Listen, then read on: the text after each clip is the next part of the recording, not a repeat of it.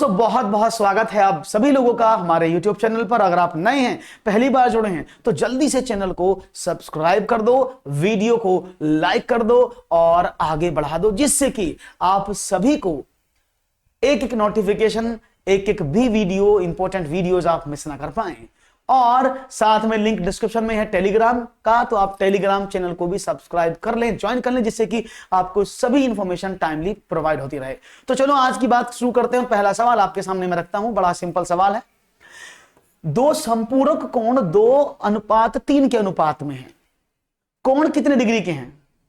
दो संपूरक कोण हैं जो 2 और 3 के अनुपात में हैं। कोण कितने डिग्री के हैं? Two complementary angles are in the ratio 2:3। What degree are the angles? ये आपको बताना है। तो मुझे उम्मीद है सवाल के जवाब बड़ी तेजी से आप देंगे, कोई प्रॉब्लम नहीं होगी। और हाँ, वो अलग अलग होंगी क्लासेस पूर्णिमा, डोंट वरी, ठीक है। तो यहां पर देखते हैं 33 degree, 57 degree, 66 degree, 114 degree, 72 degree, 108 degree या 36 डिग्री, 54 डिग्री। तो सिंपल सी बात है, मैंने आपको कल भी समझाया था इस तरह का सवाल, और शायद आपको समझ में भी आया होगा कि वो सवाल क्या था। फिर भी आपको सवाल को फिर से एक बार रिमाइंड करा देता हूं। अगर हम संपूरक की बात करते हैं, हम सप्लीमेंट्री की बात करते हैं, अगर हम सप्लीमेंट्री की बात करते हैं, तो दो कोणों का टोटल कितना होता है?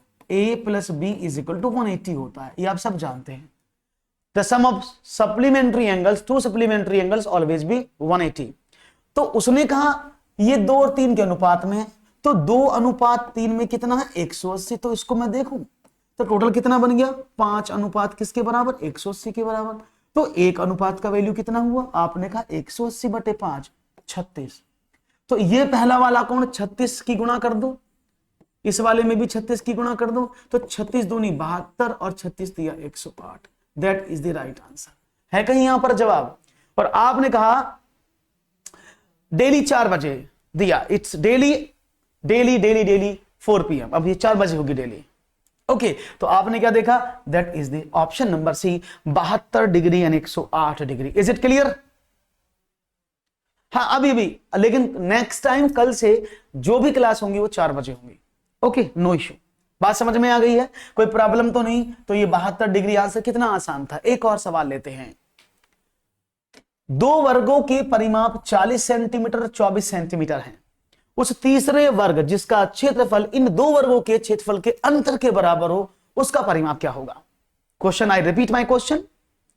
The perimeter of the two squares is 40 centimeter and 24 centimeter. The third square, whose area is equal to the difference of the areas of these two classes, the perimeter will be what? तो perimeter आपको बताना है। मुझे उम्मीद है कि perimeter में आप बहुत कुछ बताने वाले हैं। आई थिंक कि आप मुझे बहुत अच्छे से जवाब देने वाले हैं। तो जल्दी से क्या जवाब आता है आपका? Let's see what will be. I am waiting for that. समझो, दो वर्ग हैं, स्क्वायर्स हैं। एक स्क्वायर ये रहा, और आप सभी जानते हैं दोनों स्क्वायर अलग अलग माप के हैं, क्योंकि पहले का परिमाप, पेरीमीटर 4 मीटर, पेरीमीटर कितना है इसका? 40 है। दूसरे वाले का पेरीमीटर 24 है। अगर मैं इसकी एक भुजा की बात करता हूं, इसकी एक भुजा, तो आप सभी जानते हैं 4a होती है किसी भी वर्ग की पेरीमीटर। तो 4a = 40, तो a = कितना हुआ? इसकी एक भुजा 10 की हो गई है भाई। इसकी एक भुजा कितने की होगी? आपने कहा 24 में 4 का डिवाइड 6 की हो गई। बात समझ में आ रही है ना भाई? इसकी एक भुजा 10 सेंटीमीटर, इसकी एक भुजा 6 सेंटीमीटर। Is it clear? बहुत बढ़िया। अब क्या करें? अब आगे बढ़े। आपने क्या देखा? उसने बोला उस तीसरे वर्ग जिसका क्षेत्रफल, अब एक तीसरा वर्ग है जिसका क्षेत्रफल इन दोनों के क्षेत्रफल के अंतर के बराबर हो, तो इसका क्षेत्रफल क्या होगा? आप कहेंगे सर a² होता है, तो 10 का स्क्वायर कर दो, इसका तो हो गया 100। इसका करें, इसका होता है a², तो ये हो गया 6 का स्क्वायर, ये हो गया 36। उसने कहा इसका जो एरिया है ना, इन दोनों का डिफरेंस है, तो 36 घटा दूं 100 में से तो कितना बचेगा? आपने कहा 64। 64 बचा ना। तो यानी इस वाले जो नया वाला आपने बनाया, इसका एरिया 64 है, और एरिया तो क्या होता है? a² होता है। तो a कितना हो गया? आपने कहा 64 का वर्गमूल, दैट इज 8। तो इसकी भुजा 8 सेंटीमीटर है। क्या है? 8 सेंटीमीटर। तो जो नया आपके सामने आया है स्क्वायर, उसकी एक भुजा कितनी? आपने कहा 8 सेंटीमीटर। और परिमाप कितना होता है? 4a, चारों भुजाओं का टोटल। 4 गुना 8 बराबर 32। तो right option is option number 2। आपको समझ में आ रहा है कि नहीं आ रहा है? यस के नो? अगर समझ में आ रहा है तो यस लिख दीजिएगा कमेंट सेक्शन में। सवाल बड़ा मजेदार था, थोड़ा सा घूमने वाला था, लेकिन था बड़ा आसान। बहुत बढ़िया। ये दोनों के लिए आपको बता दें, आप जितने भी टेट्स पढ़ रहे हैं, चाहे आप सी टेट पढ़ रहे हैं, यूपी टेट पढ़ रहे हैं, चाहे एमपी टेट पढ़ रहे हैं, महा टेट पढ़ रहे हैं, कोई भी टेट पढ़ रहे हैं, हर किसी टेट में मैथमेटिक्स के इस तरह के क्वेश्चन आपको एग्जाम में मिलेंगे ही मिलेंगे। Okay, very nice. एक और सवाल आपको सबको समझ में आया, दैट्स ग्रेट, बहुत बढ़िया। एक और आपके लिए, एक आयताकार कारपेट का क्षेत्रफल 120 मीटर है तथा परिमाप 40 मीटर है, उसके विकर्ण की लंबाई बता दो क्या है। देखते हैं आपका जवाब क्या मिलता है। The area of a rectangular carpet is 120 meter and the perimeter is 46 meter. What will be the length of its diagonal? इसका मतलब क्या है, एक आयताकार, चलो जी बना लेते हैं, ये हमारी आयताकार कारपेट है। उसने कहा इसका एरिया आपको दिया है, एरिया कितना है, आपने कहा 120 मीटर स्क्वायर। इसका परिमाप, इसका दिया है पेरीमीटर, वो कितना है, आपने कहा सर जी 40 मीटर। तो आपसे कहा गया इसकी डायगोनल, इसकी लेंथ बताओ ये क्या है। ठीक है, अब देखते हैं आपका सवाल क्या मिलता है। कोई बात नहीं है अनुपम, मैथ बिल्कुल नहीं आती है तो सीख जाएंगी। देखो, कोई भी चीज हम बचपन से या जन्म से लेके नहीं आते हैं, सभी अभिमन्यु पैदा नहीं होते हैं, है ना, कि वो तो पहले से सीख के आए थे। आप सबको सीखने के लिए टाइम डेडिकेट करना पड़ता है, आपको चीजें समझनी पड़ती हैं, आपको टाइम डिवोट करना पड़ता है और अपने लिए उसको रिवीजन करना होता है, then you can learn the mathematics. Okay, thank you Akshay. Okay, so आयताकार की हम बात कर रहे हैं, तो आयताकार कारपेट का क्षेत्रफल 120 मीटर और परिमाप है। और अगर मैं आपसे बात करूं तो जो क्षेत्रफल होता है वो क्या होता है, सपोज ये L है और ये B है, then what will be the area? It will be L into B is equal to what? It's 120. And perimeter is what? 2 into L plus B. It will be what? 46. So L plus B is equal to what? That is 46 upon 2. That is 23. So now you have two equations. That is L into B is 120, and next one is L plus B is equal to 23. Equation number 2। अब क्या हुआ, यहां पर दो चीज आपको समझ में आ गई। अब आयत के विकर्ण की बात हो रही है, ये क्या होता है, जो डायगोनल होता है वो क्या होता है, आप कहते हैं sir L square plus B square का वर्गमूल होता है, यही तो होता है। तो अगर मैं इन दोनों इक्वेशन को देखूं तो मैंने L प्लस B का होल स्क्वायर कर दिया, बात खत्म। ये क्या हुआ, अगर मैं L प्लस बी का होल स्क्वायर करता हूं तो आपको क्या मिलेगा, आपने कहा L square B square plus 12B, यही तो मिलेगा। हाँ जी, सही बात है ना, एकदम यही मिलेगा ना, कोई बात नहीं। ये मिला तो आपने क्या देखा, मैं व्हाइट कलर में करूंगा क्वेश्चन को तो क्या करें भाई, L प्लस बी तो आपको पता है 23 है, तो मैं इसको यहां कर देता हूं, L प्लस बी 23 का whole square is equal to what, L square plus B square पता नहीं, पर इसका जरूर पता था, 2 इंटू एल बी कितना हुआ, 2 इंटू एल बी। ओ एक मिनट, वेट, ये L प्लस बी हमने गलत लिख दिया है, क्योंकि ये था L प्लस बी और L प्लस बी तो 23 था, ठीक है फिर तो, और L इंटू बी 2 इंटू 120 240। तो अगर मैं चाहूं तो यहां से L square plus B square निकाल सकता हूं ना, ये क्या हो जाएगा 23 का स्क्वायर। अच्छा, किस किस को पता है 23 का स्क्वायर, और यहां पर आंसर आने लगे हैं, बहुत बढ़िया।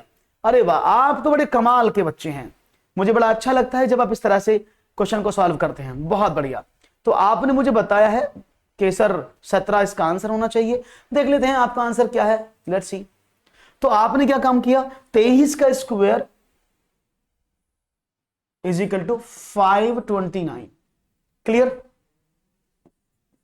Minus 240 is equal to L square plus B square. अब क्या हुआ, अगर मैं इसमें 240 घटाऊं तो 9 में से 0 गए 9, 12 में से 4 गए 8, 3 में 4 में से 2 गए 2। तो अब मेरे सामने ये वैल्यू है, ये किसकी वैल्यू है, आपने कहा सर ये तो L square plus B square की वैल्यू है, अगर मैं दोनों तरफ का स्क्वायर रूट कर दूं तो it will become this, it will become this, और ये किसका स्क्वायर रूट है? 17 का। तो right option is 70। Clear? Any problem? बहुत बढ़िया, दैट्स नाइस, वेरी गुड, बढ़िया, आपके लिए बहुत अच्छे, तालियां, क्योंकि आप सब लोग बहुत अच्छे से आंसर दे रहे हैं, दैट इज वेरी गुड। तो राइट आंसर समझ में आया, कोई प्रॉब्लम तो नहीं है? थोड़ा सा आपको बस मैं अलग हो जाता हूं जिससे कि आपको एक एक चीज क्लियर हो जाए और आपको कॉन्सेप्ट भी क्लियर समझ में आए। बहुत बढ़िया जवाब।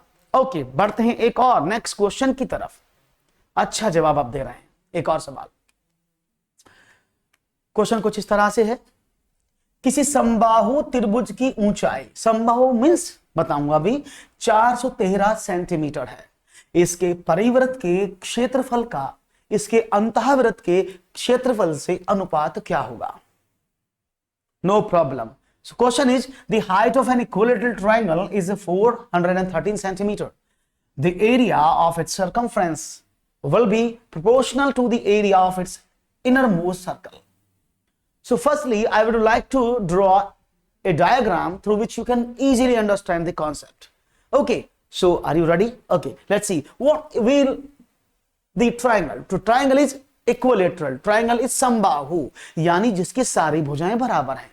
तो मैंने एक डायग्राम ड्रॉ किया, ये रहा, आपकी सेवा में प्रस्तुत किया। ये एक समबाहु त्रिभुज है। अब इसकी हाइट आपको दी है ये वाली, इट्स h, उसका वैल्यू कितना है? 413।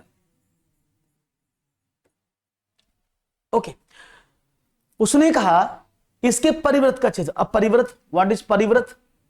इसके परिवृत्त यानी ये जो इसके चारों तरफ मैं वृत्त बना दूं, जो इसके तीनों कोनों को टच करके जाए, ऐसे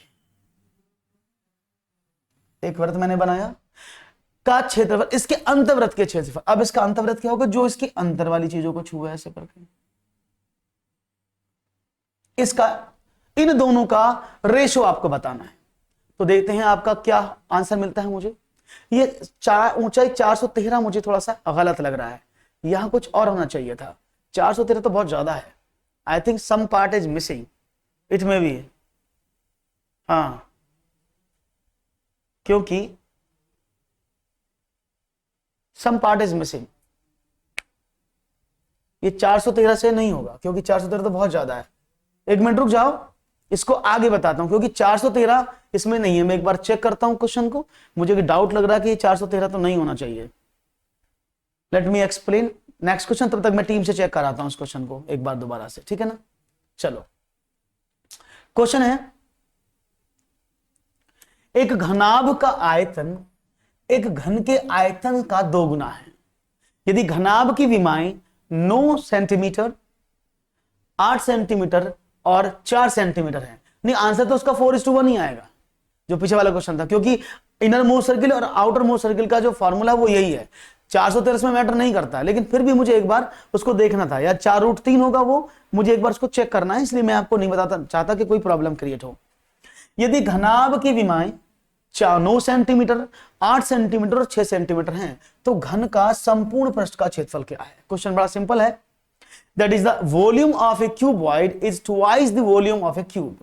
If the dimension of the cuboid are 9 centimeter, 8 centimeter and 6 centimeter, then the entire surface area or total surface area of the cube is what? 72, 216, 432 and 108. Let's see what will be the right answer. Wait a minute.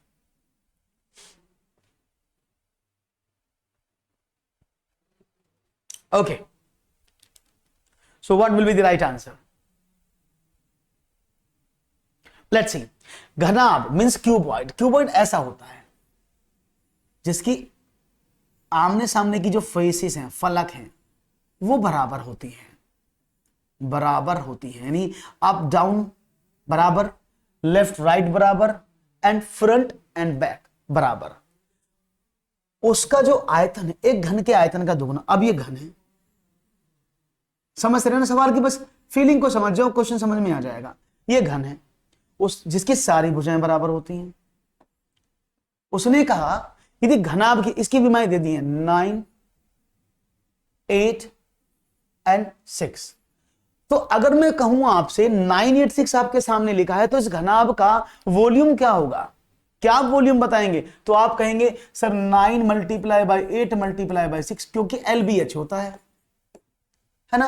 तो 9, 8 और 6 की आप गुणा कर देंगे, तो 9 8 72 गुणा 6, 6 दूनी 12, 6 7 42 और 1 43, 432 आपके सामने आ गया। यही तो होगा, बात समझ में आ गई? 6 दूनी 12, 6 7 42, 9 8 72, सही तो है। ओके, तो 432 जो है आपको मिला क्या, इस क्यूबॉइड का वॉल्यूम। उसने कहा घनाभ का आयतन एक घन के आयतन का दुगुना है, यानी ये डबल है इससे, देखते रहे ना। तो घन का संपूर्ण प्रश्न क्या होगा, यानी ये जो आयतन आपके सामने लिखा है दैट इज डबल, यानी इसका तो आधा हो गया ना, 216। देखो समझो इस बात को, उसने बोला घनाभ का आयतन घन के आयतन का दुगुना है, तो यानी ये जो वॉल्यूम है इसका इससे डबल है। तो अगर ये 432 आपने कैलकुलेट किया है, तो ये तो इसका आधा हो गया ना, 216। तो मीनिंग क्या हुआ, यानी इस क्यूब का जो वॉल्यूम है वो 216 है। तो आप क्या करेंगे, ए क्यूब होता है ना वॉल्यूम 216, तो ए इज इक्वल टू व्हाट, आपने 216 का क्यूब रूट निकाला जो 6 आता है, तो ए इज इक्वल टू 6। क्लियर, ए का वैल्यू 6 है, इसकी एक भुजा 6 सेंटीमीटर, दिस इज 6 सेंटीमीटर। उसने बोला है तो संपूर्ण प्रस्थ क्या होता है, तो संपूर्ण प्रस्थ क्या होता है, आप जानते सभी संपूर्ण प्रस्थ होता है 6a²। क्यों होता है 6a²? क्योंकि घनाभ की सारी जो फेसेस हैं, जो फलक हैं, वो सारी फलक ए माप की होती है, तो एक फलक का एरिया a² हो गया, तो सभी फलकों का एरिया 6 फलक होती है तो 6a² हो जाता है, तो 6a², तो 6 गुणा 6 का स्क्वायर, दैट इज 6 गुणा 6 गुणा 6 is equal to 216 centimetre cube is the right answer. So right option is, इसको क्यूब कर ले, एरिया पूछा, माफ करिए, it's area square, that is the answer 2। Clear? हाँ किसी, हाँ बिल्कुल, जिसकी भुजा 6 होती है वो उसका जो आयतन और क्षेत्रफल 216 ही होगा। हाँ बिल्कुल सही कहा, बिल्कुल राहुल जी, क्या बात है, राहुल जी ने एकदम करारी बात कही। नमस्कार, आते ही आंसर फिर नमस्कार, बहुत बहुत स्वागत है। चलो बढ़ते हैं आगे एक और सवाल की तरफ और देखते हैं नया सवाल क्या कहता है आपसे। कुछ आंकड़े दिए गए हैं, आंकड़े 25, 16, 23, 40, 27, 25, 23 तथा 42 का परिसर क्या है? Question from statistics, what is the range of the given data 25, 16, 23, 40, 27, 25, 23 and 42? So find out the range. What is the range? So what will be your right answer? ये क्वेश्चन कई बार आ चुका है एग्जामिनेशन में, रेंज क्या है? तो range के बारे में आपको पता होना चाहिए। अगर आपको रेंज के बारे में पता है तो आप रेंजर बन जाएंगे और धक धक धक गोलियां चलाएंगे और आपके आंसर आ जाएंगे। तो पहले समझो ये क्या है, इसको बोलते हैं स्टैटिस्टिक्स। ये पार्ट किसका? स्टैटिस्टिक्स का पार्ट है, सांख्यिकी का पार्ट है, स्टैट्स बोलते हैं जिसको शॉर्ट में आप, और स्टैट्स से हर किसी एग्जाम में क्वेश्चन निकलते हैं, इस बात को भी याद रखिएगा। तो समझते हैं, ये जो परिसर है, परिसर का मतलब क्या होता है, रेंज कितनी है। तो रेंज क्या कहलाती है, सबसे बड़ी वाली संख्या और सबसे छोटी वाली संख्या, उन दोनों को घटा दो बस। मेरी क्लास 8:30 बजे होती है रात को, ठीक है ना हर्षिता? ओके, तो आप क्या करें, इनमें सबसे बड़ी वैल्यू ढूंढो, कौन सी? आपने कहा सर 42, और सबसे छोटी वैल्यू ढूंढो, आपने कहा 16। तो यानी highest value minus lowest value always be equal to range. उच्चतम मान माइनस निम्नतम मान हमेशा परिसर कहलाता है, ठीक है ना? हाँ इसमें 2 बार लिख गया है इसका, कोई बात नहीं है, इसको 5वां ऑप्शन और कर लो 26। ओके, तो क्या करें, हाई वैल्यू कितना है? आपने कहा 42, लो वैल्यू कितना है? 16। घटाएं दोनों को तो क्या मिला? 42 में से 16 गया तो 26, तो 26 द राइट आंसर। क्लियर है? हाँ बिल्कुल मंतोष, इस तरह के प्रश्न आपको एग्जाम में जरूर मिलेंगे। तो एक और सवाल की तरफ बढ़ते हैं और देखते हैं, one more question for you guys, all of you are ready? Yes, okay great. एक और, चलिए, यदि विक्रय मूल्य को 2 गुना कर दिया जाए तो लाभ 3 गुना हो जाता है, तब लाभ प्रतिशत क्या होगा? क्वेश्चन आपके सामने है, यदि विक्रय मूल्य को दुगुना कर दिया जाए तो लाभ 3 गुना हो जाता है, इसका लाभ प्रतिशत क्या होगा? देखते हैं जवाब क्या मिलता है, तेजी से करिएगा।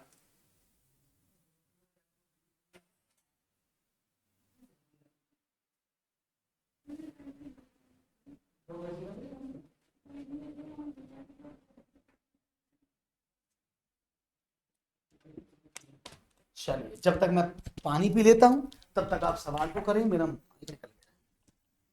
तब तक आप सवाल करें, तब तक मैं जल पीता हूं। नहीं समझे मंतोष? पीछे वाला सवाल समझ में नहीं आया मंतोष आपको? ये वाला दोबारा समझ लो मंतोष को, समझ नहीं आया मंतोष जी दोबारा समझो। मैंने कहा अगर मैं आपसे बात करता हूं किस बारे में? आंकड़ों के बारे में, तो रेंज जो होती है, जो परिसर होता है, वो क्या होता है? सबसे बड़ी वैल्यू, आपको जो डेटा गिवन है उसमें सबसे बड़ी वैल्यू कौन सी है वो, माइनस का सबसे छोटी वैल्यू कौन सी है वो। इन दोनों का डिफरेंस ही आप लोगों को बताता है और ये बताता है कि यही अंतर है। ओके, तो जैसे यहां पर सबसे बड़ी वैल्यू की थी 42, 42 में से आपने 16 घटा दिया तो आपको क्या मिला? 26। तो 26 जो है इनकी रेंज कहलाएगा। अभी कोई डाउट जल्दी से बताओ और जल्दी से वीडियो को लाइक कर दो फिर, जिससे कि हम आगे बढ़ें और आपको आगे बढ़कर और फिर दोबारा से हम देखने की कोशिश करें और आपके जवाब हमें मिल जाएं। ओके, बहुत बढ़िया, आप लोगों के जवाब मिल रहे हैं, मुझे उम्मीद है तेजी से मिलेंगे और काफी अच्छे से मिलेंगे। Okay, very good. तो भाई शुरुआत हुई है, बढ़िया।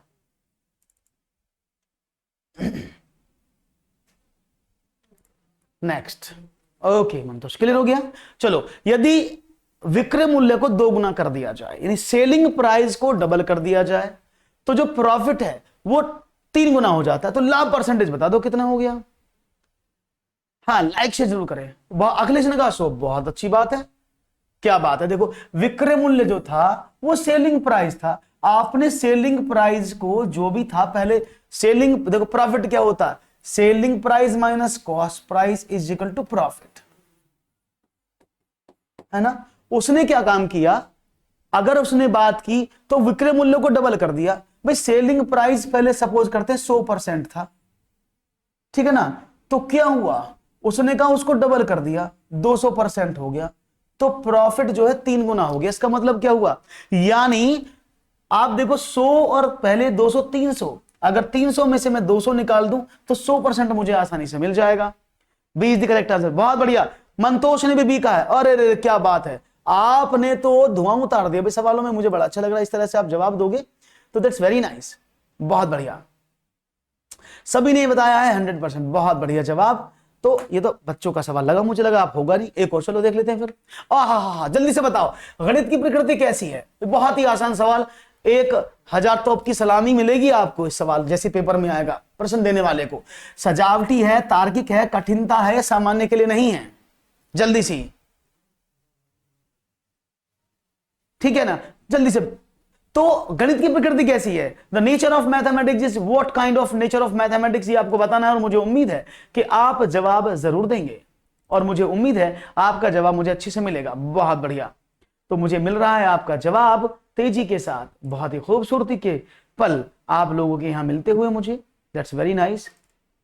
सबको पता है दैट इज तार्किक, गणित की प्रकृति तार्किक है। The nature of mathematics always be logical, क्योंकि गणित को बच्चों को पढ़ने के लिए भेजा जाता है, बच्चा गणित पढ़ने जाता है, वो लॉजिकल थिंकिंग को जनरेट करने के लिए, उसकी लॉजिकल थिंकिंग को अपग्रेड करने के लिए उसको वहां भेजा जाता है ना? ओके, निम्न में से कौन सा केंद्रीय प्रवृत्ति की माप नहीं है? ये बहुत अच्छा प्रश्न एक और मिला है, इसको बोलते हैं अंग्रेजी में सेंट्रल टेंडेंसी।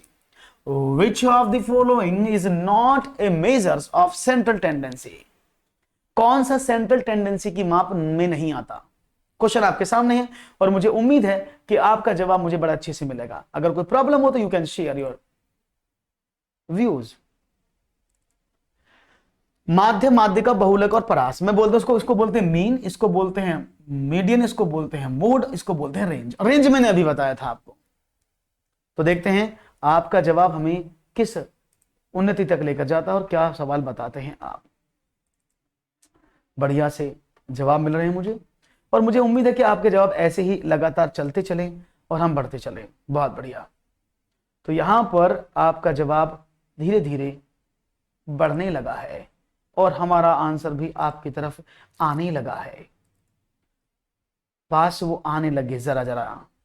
रेंज, बहुत बढ़िया। तो यहां पर आपने कहा रेंज हो सकता है सर, चलो बहुत अच्छी बात है, आपने रेंज के बारे में बात की है तो रेंज भी हो सकता है। लेट्स सी, देख लेते हैं जैसा आपको उचित लगे, हम तो आपके साथ ही हैं। ओके डी, देखो माध्य, माध्यिका और बहुलक, ये central tendency, measure of central tendency, it means average. आप एवरेज फाइंड आउट करने की बात करते हैं। जब आप एवरेज फाइंड आउट की बात करते हैं तो केंद्रीय प्रवृत्ति की माप उसको बोला जाता है। तो केंद्रीय प्रवृत्ति की मापों में क्या नहीं आता, देखो central tendency it means average. तो जब आप किसी भी एवरेज की बात करेंगे, औसत की बात करेंगे, वो सब केंद्रीय प्रवृत्ति की मापों में आएगा। माध्य भी एक एवरेज है, माध्यिका भी एक एवरेज है, बहुलक भी एवरेज है। मीन, मोड, मीडियन तीनों ही एवरेज में आते हैं। अब आप सोच रहे हो सर जी मजाक कर रहे हो आप, ऐसे कैसे हो जाएगा, केवल एवरेज तो ये होता है मीन जिसको आप बोलते हैं, लेकिन याद रखना मीडियन भी एवरेज होता है और मोड भी एवरेज होता है। किस किस का एवरेज होते हैं बता देता हूं। माध्य जो बोलते हैं, जिसको आप मीन बोलते हैं, ये संख्याओं का एवरेज होता है। मीडियन की अगर हम बात करते हैं, ये एवरेज होता है किसका, नंबर ऑफ टर्म्स का, not values. Number of terms का, वैल्यूज का नहीं होता, ये नंबर ऑफ टर्म्स का होता है। और मोड क्या होता है, that is frequency, highest repeated frequency, highest repeated value, उसको आप बोलते हैं मोड। तो ये तीनों होते हैं क्या। और जो ये परास है ये आता है डेविएशन में, मेजर्स ऑफ डेविएशन, विचलन जिसको आप बोलते हैं। तो राइट ऑप्शन था परास, इन केंद्रीय प्रवृत्ति के मापों में नहीं आता। जितने भी मीन, मोड, मीडियन से जुड़ी चीजें वो सब इसमें आती हैं, बाकी नहीं आती हैं। एक और सवाल, चलो क्वेश्चन है, एबीसी का अंतः केंद्र O है, एंगल बी एबीसी बराबर 60 और एंगल एसीबी बराबर 50 हो, तो एंगल बीओसी का मान आपको बताना है। तो मैं चाहूंगा आपका जवाब मुझे मिले और मुझे समझ में आ रहा है, सॉरी माफ कीजिएगा। तो मुझे उम्मीद है आपका जवाब मुझे मिलेगा तेजी के साथ। और क्या जवाब देंगे, एबीसी का अंतः केंद्र O है। अब एक ट्रायंगल यहां पर दे दिया है, यानी ये क्या हो गया, एक ट्रायंगल है ये वाला, ठीक है। उसने कहा इसका केंद्रक O है, ये O लिखा है, केंद्रक तो सभी जानते होंगे ना, चलो बाद में बताऊंगा, चित्र में बना ही रहा हूं। सी, आपने कहा 70 डिग्री, अरे क्या बात है, एबीसी 60 डिग्री है और एसीबी 50 डिग्री है। अच्छा, तो आपने टोटल 180 कर दिया, इसलिए बताया आपने, क्या बात है। बहुत तेजी से मुझे आंसर मिला है कि आपने कहा है सर इसलिए बताया हमने, तो क्योंकि यहां पर हम देख पा रहे हैं ये वैल्यू जो दे रहा है हमें इस तरह से दे रहा है ना, तो थोड़ा सा गड़बड़ घोटाला लग रहा है मुझे आपके सवाल में। तो देखते हैं आखिर क्यों ऐसा आप जवाब दिए और क्यों ऐसा सवाल आपका आंसर आया। लेट्स सी, देख लेते हैं भाई, क्योंकि ऐसा सवाल आपका जवाब मुझे उम्मीद नहीं थी कि आप इस तरह का सवाल का आंसर इस तरह से देंगे। तेजी के साथ आपका जवाब मुझे मिल रहा है और मैं देख रहा हूं कि आपका जवाब तेजी से आना जरूरी है। ओके, बढ़िया, सबने सी कहा है तो पहले समझ लो सवाल। अच्छा, मुझे कौन कौन बता सकता है आदमी से कमेंट करके बताइएगा, ये केंद्रक क्या होता है। अगर मैं केंद्रक की बात करता हूं, ये केंद्रक का मीनिंग क्या है, कोई मुझे बता सकता है कि केंद्रक का मीनिंग क्या है, क्या होता है केंद्रक। किसी को भी पता हो तो आप हमें बता सकते हैं, आपका आंसर के स्वागत है। केंद्रक, कोई जानता केंद्रक क्या होता है, किसी को भी पता हो व्हाट इज द केंद्रक। और केंद्र को क्या बोलते हैं, इन सेंटर, इन सेंटर। केंद्रक और सेंटर और सेंट्रॉइड, केंद्रक और अंतः केंद्र दोनों अलग अलग होते हैं, शायद आप जानते होंगे। केंद्रक और अंतः केंद्र दोनों अलग अलग होते हैं, होते कि नहीं होते हैं। तो मेरा क्वेश्चन बहुत सिंपल सा आप लोगों से है कि जो इन सेंटर होता है वो क्या होता है, जल्दी बताना कौन कौन है। मैं कमेंट सेक्शन देखता हूं क्या मिलता है मुझे आपका जवाब। कोई सब शांति है, माध्यिकाओं को मिलाने वाला पॉइंट, बहुत बढ़िया जवाब मुझे मिला है। पहला आंसर मिला है कि अगर हम केंद्र की बात करते हैं, अंतः केंद्र की बात करते हैं, तो आपने कहा माध्यिकाओं को, लेकिन आपको बता दें अखिलेश, माध्यिकाओं को मिलाने वाला पॉइंट केंद्रक होता है, अंतः केंद्र नहीं होता। अगर हम माध्यिकाओं की बात करते हैं, मीडियन की बात करते हैं, जहां तीनों माध्यिकाएं काटें वह त्रिभुज का केंद्रक होता है, ना कि अंतः केंद्र। अंतः केंद्र याद रखिएगा, यहां पे सिर्फ कोण लिखे थे, बार हिंट दिया था मैंने, कोण लिखे हैं। तो अंतः केंद्र का मतलब होता है त्रिभुज के कोणों के अर्धक। यानी अगर ये कोण फॉर एग्जांपल एबीसी था ना, एबीसी, ओके, ये ए है, ये बी है और ये सी है, एबीसी। उसने कहा इसका अंतः केंद्र क्या है, ओ है। तो मतलब एबीसी कितना है, यह 60 डिग्री। दूसरा कितना है, उसने कहा एसीबी कितना, 50 डिग्री। तो इन कोणों के अर्धक की बात हो रही है। यानी ये जो कोण यहां मिलेगा, इस कोण को आधा करके जाएगा ये वैल्यू यहां पर ऐसे। अरे कहां चला गया, मैं तो डायग्राम ही चला गया यार। चलो यहां बना देते हैं, कहां चले गए सारे डायग्राम। सपोज ये ए है, ये बी है और ये सी है। उसने कहा ए बी, ओहो सवाल ही चेंज हो गया मेरा, तो ये था। हाँ, तो ये 50 है, तो ये जो यहां से मिल जाएगा ना, ये इसका अर्धक होगी, यानी ये 25-25 में तोड़ेगी इसको। ठीक है, जब ये लाइन ऐसी आएगी तो ये इसको कितने में तोड़ेगी, ये इसको 30-30 में तोड़ेगी। बात समझ में आ रही है, ये 25 है, ये 30 है, समझ में आ रही है बात यार, यस और नो। हाँ, एंगल बाइसेक्टर होता है। और जब ये वाली लाइन यहां से जाएगी तो ये इसको दो कोण में तोड़ेगी। अब उसने क्या पूछा है आपसे, हमें बीओसी का मान बता दो। तो बीओसी यानी इस वाले कोण का मान आपसे पूछा था, ठीक है ना, ये ओ है, तो बीओसी इस वाले कोण का। अब देखो आपको सब कुछ तो पता है। अगर मैं बात करता हूं ये कोण कितने का है, आपने कहा 30 का, ये कोण कितने है 25 का, तो 55 डिग्री के कोण हो गई है। अगर मैं 55 की बात करता हूं तो इस ट्रायंगल में ये वाला कोण कितने का बनेगा, मैं व्हाइट से कलर कर देता हूं इसको ऐसे, इस वाले एंगल की बात हो रही है, दिख रहा है ना आप सबको, दोबारा से समझो बता देना। ये 25 का है, ये 60 का है, इस वाले को पूछ रहे हैं, कोई प्रॉब्लम। तो राइट आंसर क्या होना चाहिए 125। जब यहां कोण दिए तो समझ लेना अंतः केंद्र कोणों के अर्धक को बोलते हैं। बात समझ में आ गई सब लोगों को, यस के नो, हाँ कि ना, क्लियर है सभी लोगों को। आप किधर से भी निकालें एबीसी को बनने से कोई फर्क नहीं पड़ेगा, कहीं भी मानो। लेकिन जब ये 30 डिग्री का, ये 30 का है, ये 25 का है, इन दोनों को जोड़ा तो इस वाले कोण 180 से घटा दिया, तो 180 माइनस का 55, दैट इज 125। तो right option what will be 125। हम जनरली 70 आंसर कर सकते हैं कि हम जोड़ देंगे तीनों कोणों को आंसर मिल जाएगा, ऐसा नहीं होगा। क्लियर है, बात समझ में आ गई सब लोगों को, यस के नो, जल्दी से, ओके क्लियर है सबका, बहुत बढ़िया। ये लाइक वाइक करते रहो, लाइक वाइक में कंजूसी नहीं चाहिए। एक और सवाल, चलो। एक वृत्त की जीवा की लंबाई वृत्त की त्रिज्या के बराबर है। नहीं, वृत्त की जो जीवा है इसको कोड बोलते हैं, इंग्लिश में बाद में बोलूंगा। इस जीवा द्वारा वृत्त के दीर्घ खंड में बनाया जाने वाला कोण कौन सा है। क्वेश्चन क्या है, द लेंथ ऑफ ए कोड of a circle is equal to the radius of the circle. The angle formed by this chord in the long segments of the circle is what? देखते हैं साहब आपका जवाब क्या मिलता है।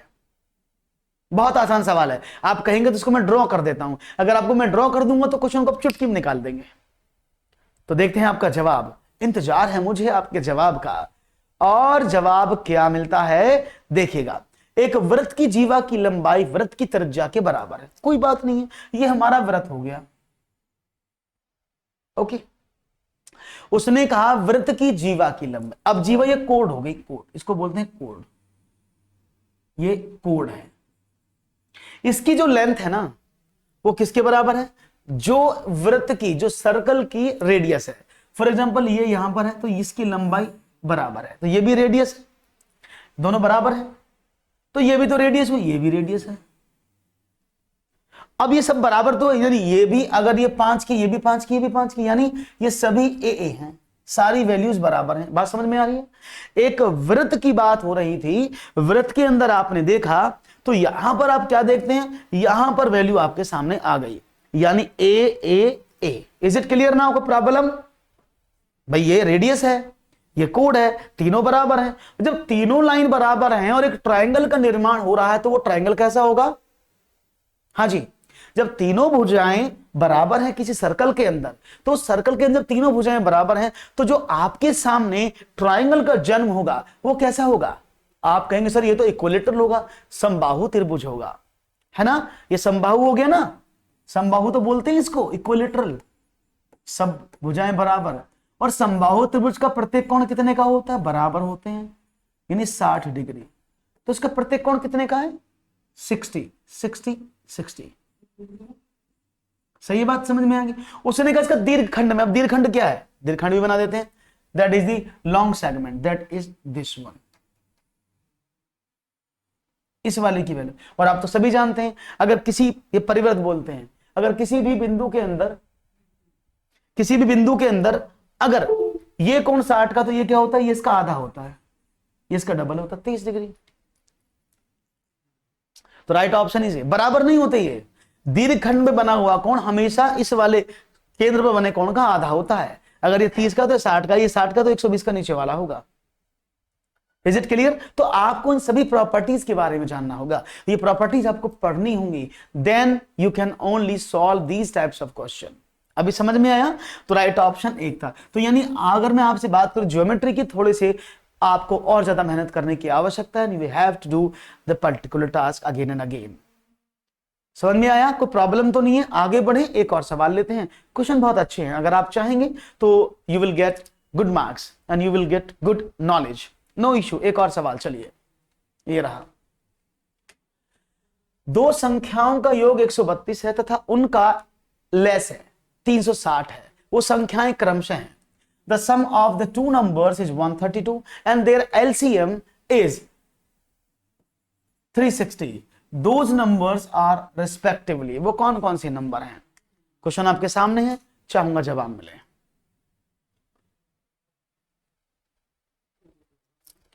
क्वेश्चन आपके सामने लिखा है और मैं अपना कलर चेंज करता हूं पेन का, और चाहूंगा आप लोगों का जवाब एकदम सही सलामत हो। क्या हैं आप लोगों के चुनाव? जाते समय कमेंट जरूर करके जाएं, कमेंट में जरूर बताएं कि आपको आंसर कैसे लगे, क्वेश्चन कैसे लगे, कमेंट सेक्शन में जरूर बताएं। ये तो लाइव चैट चल रहा है, इसके बाद भी कमेंट करके जरूर बताया करें। हमें बड़ा अच्छा लगता है जब आपके कमेंट्स हमें मिलते हैं कि भाई कैसे, उनके हम रिप्लाई जरूर करेंगे अगर आप हमें कमेंट्स करते हैं तो। आप उनको, हम रूबरू होते, कनेक्ट होते हैं आप लोगों से। तो चलो समझते हैं, बी ऑप्शन मिला है मुझे, मेडिटेशन म्यूजिक RJB। ओके, देखो मुझे लगता है नाम सही रखा उन्होंने, मेडिटेशन की, और सवाल को पकड़ लिया मेडिटेशन के थ्रू। कैसे समझना, निशु ने भी कहा। देखो कुछ लोग दो तरीके से करते हैं, ये तो मैं इसको प्रॉपर्टी से समझाऊंगा, पहले मैं आपको एडवांस में बताता हूं, ऐसे चुटकी वाला। कैसे? उसने पहली लाइन लिखी, दो संख्याओं का योग 132 है, तो सबसे पहले आप चेक करो, दो संख्या लिखी, दोनों को जोड़ के 132 कितनी बन रही है? आपने कहा ओके देख लेते हैं, इसको जोड़ा तो 7 से 13 134, ये तो नहीं बनी, ऑप्शन आउट हो गया। 60 72 132 ये बन गई एक, तो 72 और 70 72 142 ये भी नहीं बनी, 138 ये भी नहीं बनी। सवाल का तो बाजा बज गया, सवाल का तो बाजा बज गया, कुछ भी नहीं करना पड़ा, दो संख्याओं को जोड़ने पर सिर्फ 132 इसी में आ रहा, तो यही ऑप्शन है। कितना आसान सवाल था। ऐसे कर सकते हैं, पहले आगे जाने की जरूरत ही नहीं पड़ी। हालांकि इसको अगर आप बेसिक तरीके से करेंगे तो कैसे करेंगे?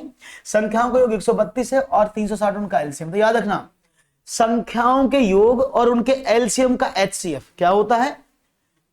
योग व एलसीएम, इन दोनों का HCF सेम होता है किसके? संख्याओं के HCF के।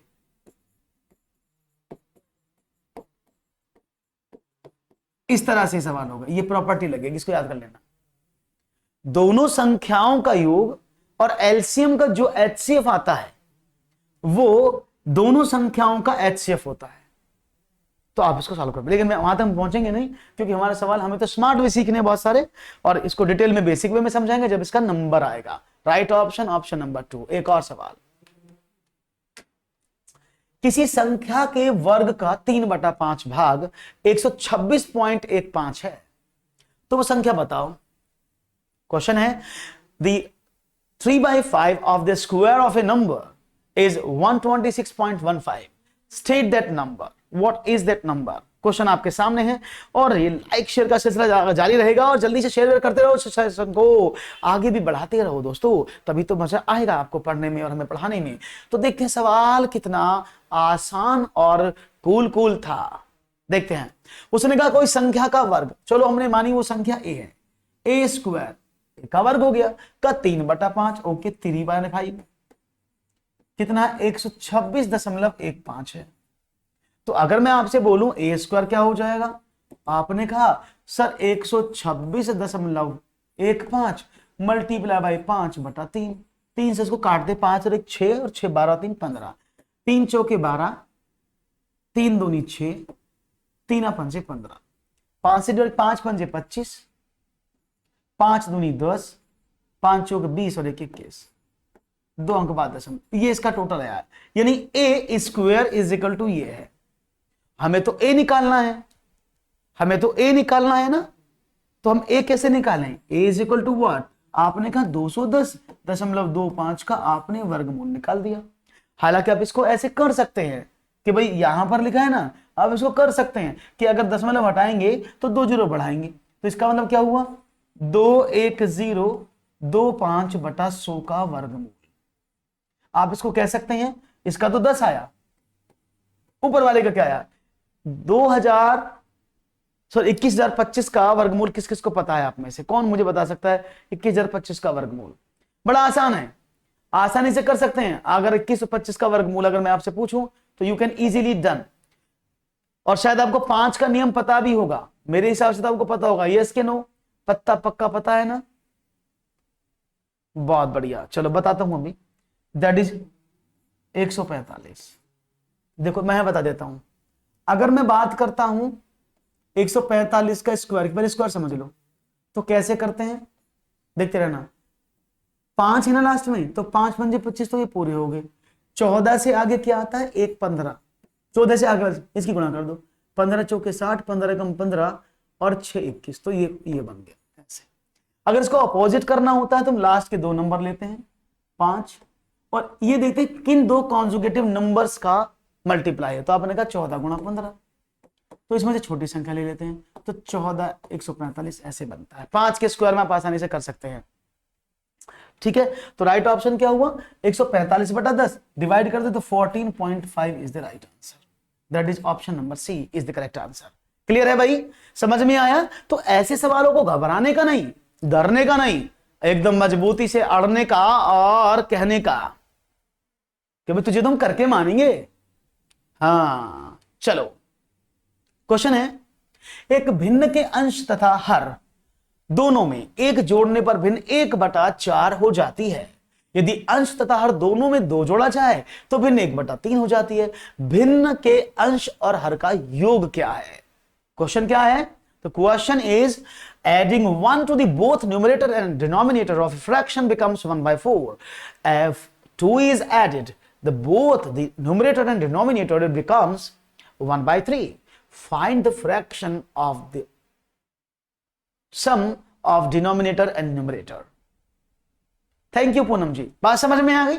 चलो देख लेते हैं क्या प्रॉब्लम है। एक भिन्न के अंश और हर, मैंने माना भिन्न होगी x/y, चलो आपके अकॉर्डिंग चलते हैं। यहां से हमने माना भिन्न है भाई इसकी x/y, उसने कहा इनमें दोनों में जोड़ दो 1 मेरे भाई, और उत्तर आ गया 1/6, कोई प्रॉब्लम नहीं।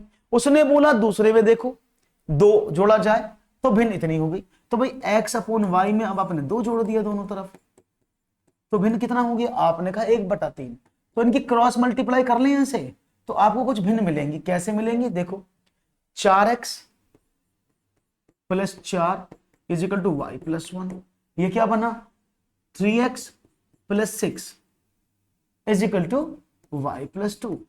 अब इसको इधर ले आते हैं, मैंने क्या देखा, इसको मैं इधर लाया तो क्या हुआ, दैट इज 4x - y = 1 - 4, तो 4x - y = -3, इक्वेशन नंबर 1। इसको हमने बंद कर दिया है व्हाइट कलर में, हमें याद रहेगा हमें इसको सॉल्व करना है। अकॉर्डिंग टू सेकंड कंडीशन क्या है इसको देख लेते हैं। क्वेश्चन सेकंड क्या है, इक्वेशन 3x - y, 6 को उधर भेजा इक्वल टू क्या होगा -4, इक्वेशन नंबर सेकंड। ये इक्वेशन नंबर 2 हो गई। अब इन दोनों को सॉल्व करना था, अगर मैं इन दोनों को सब्ट्रैक्ट कर दूं तो क्या होगा भाई, ये माइनस, ये प्लस, ये भी प्लस, ये कुछ तो करना ही नहीं है, नीचे वाले को करते हैं ऊपर वाले को क्यों करें, फिर आपको कंफ्यूजन होगा। तो इसको नहीं करते, नीचे वाले को करते, नहीं तो आप दिक्कत करोगे। ओके, तो क्या किया, इसको घटाया, दोनों को सब्ट्रैक्ट किया, तो ये माइनस बन गया, ये प्लस बन गया और ये भी प्लस बन गया। अब y से y कट गया, ये क्या बना, 1 बराबर प्लस का 4 माइनस का 3, तो x बराबर 1, तो y बराबर 7। दोनों को जोड़ें, 1/7 बराबर 8। Right answer is 8। बहुत बढ़िया। तो सभी लोगों ने बहुत अच्छे से आंसर दिए। तो जैसा क्वेश्चन बोलता जाए हमें बस वैसे ही करना है। ओके, तो आज का सेशन मुझे लगता है आपको पसंद जरूर आया होगा। अगर पसंद आया है तो दोस्तों लाइक शेयर करने में कंजूसी मत करना, और फिर मुलाकात करना इसी समय 4 बजे मुझसे नेक्स्ट क्लास में। उम्मीद करता हूं आप सभी को यह सेशन जबरदस्त तरीके से समझ में आया होगा। Okay, all the best and have a good day, good luck, and don't forget to subscribe our channel.